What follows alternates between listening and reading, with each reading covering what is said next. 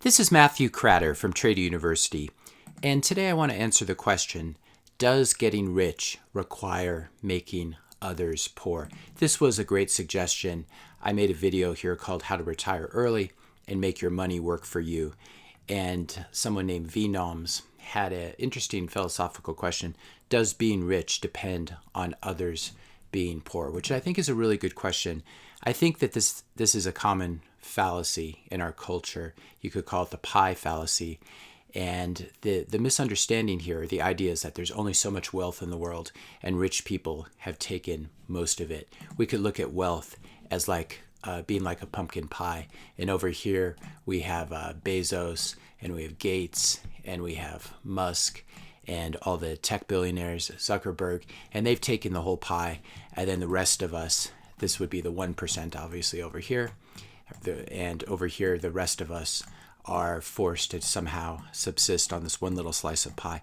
But as I said, I think this is a fallacy and that wealth is not like a pie.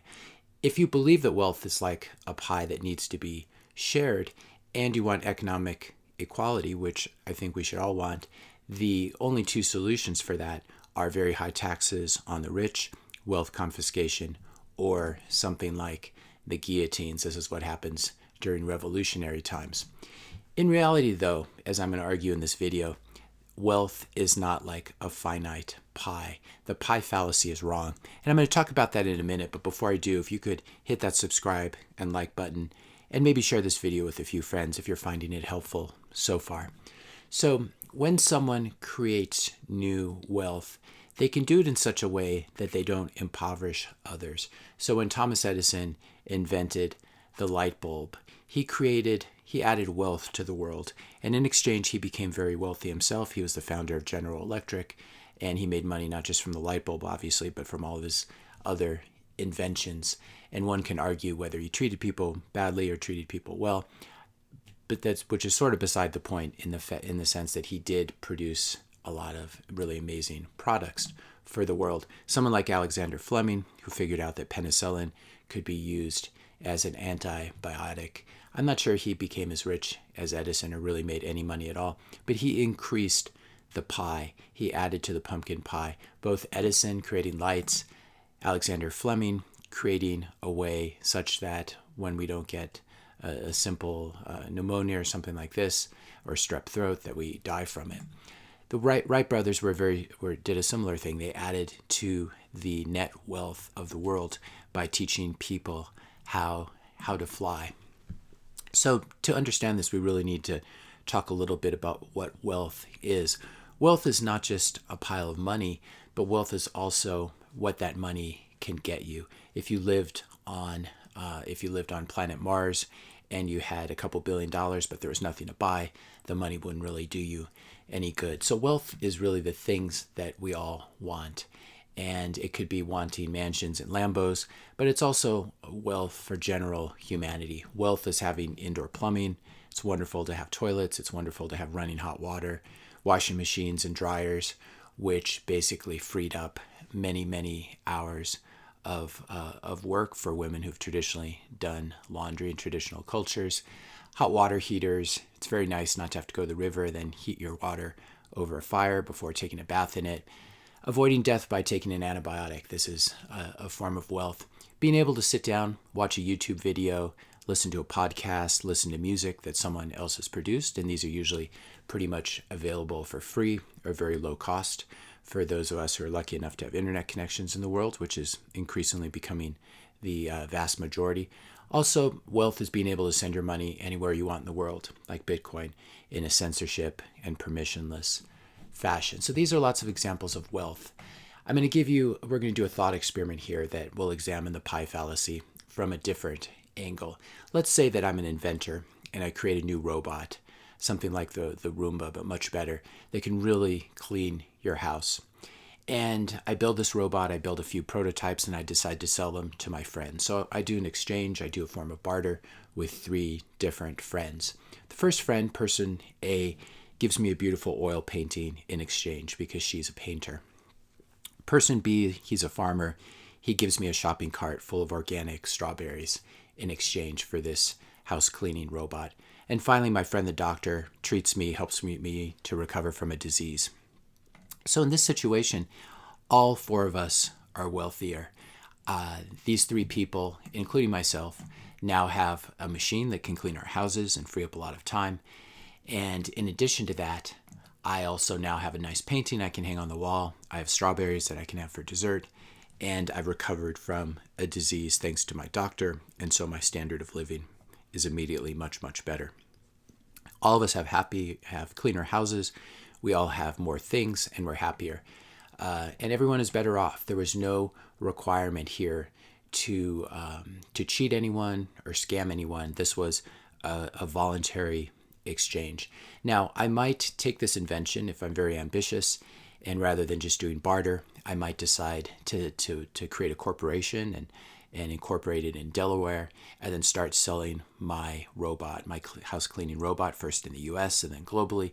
And I might get really rich from this. And if you look at what's happening, you might look at the fact that I own 30% of my publicly traded corporation that sells these robots, and you think that I've somehow cornered the market here in the stock in my company. Well, I own a lot of stock in this company because I founded it.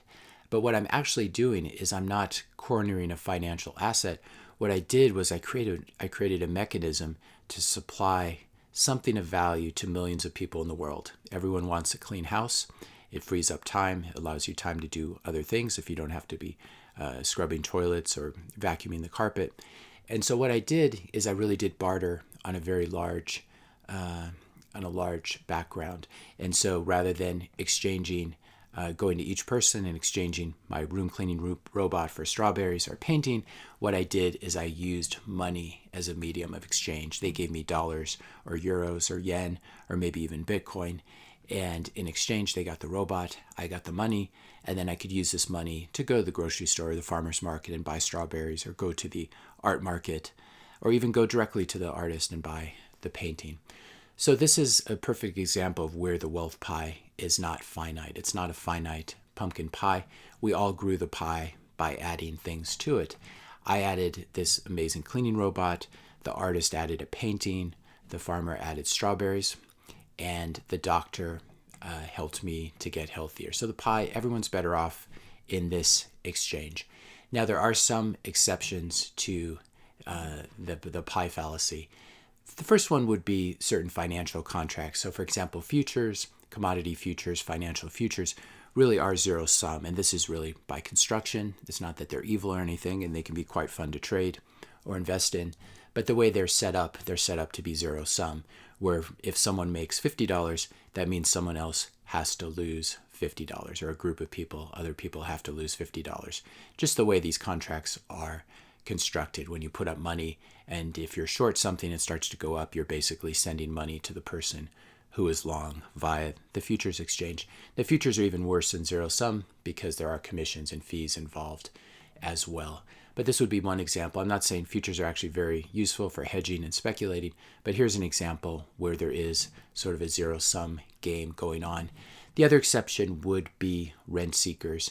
These are any groups, but they're usually governments, but any groups that force you to buy something or to consume a product or buy something even if you don't want it or need it. So health insurance in the US used to be this way, especially after Obamacare got started. You were required to buy health insurance or have health insurance. Otherwise, you'd pay a penalty to the IRS. This has since gone away. This went away under Trump, but there are still states that require you to have health insurance, or you pay if you pay or you'll pay a penalty. And these are the list of them. Registration fees. It's kind of silly that you need to register your car in order to have permission to drive it.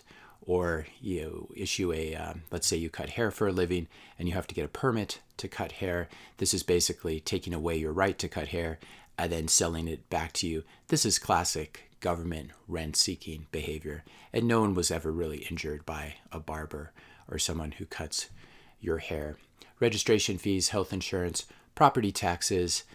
Obviously, they can be used for good things. They can be used for local schools or to use for roads, etc. In practice, a lot of taxes and registration fees are completely wasted on high salary administrative people who basically just push paper. So there are rent seekers, but to the extent that we have a government, to the extent we have free capitalism, and we don't have pure free capitalism, but to the extent that we do, there really is no limit to the amount of wealth in the universe. You can just look at stocks. Everyone can be long the S&P 500 by owning SPY, and everyone can get rich together. There'll be a few people who are short it, but we don't need them to be short in order to make money being long the stock market. So to summarize, you don't need to make someone poor in order to get rich. You can if you're a scammer, obviously, or you're a government rent seeker. But for the most part, the pie fallacy is false. There's infinite potential wealth in the universe. And in the future, as I've argued before, much of that wealth will be stored in Bitcoin as a store of value, simply because it's the hardest form of money that's ever existed. It can't be inflated away by any government, and it's not controlled by any particular insider group like currencies like Cardano and Ethereum and Ripple, etc., are XRP. When someone invents a new spaceship or a cure for the common cold in 2100, or invents something in the year 3000, he or she will take that wealth accumulated and store much of it in Bitcoin. This is my hypothesis. And as such, Bitcoin also has unlimited upside because it really is the giant plastic bag that's going to hold all of planet Earth and beyond's wealth in the coming years. If you're trying to time Bitcoin by buying and selling it, you're missing this crucial fact that all the world's wealth, or a vast majority of it, will eventually make its way into Bitcoin. If you found this video helpful, be sure to hit that subscribe and like button. Hit the notification bell if you want to be notified when I publish my next video. And let me know your questions and comments in the comment section below. Thanks a lot for watching, and I'll see you in the next video.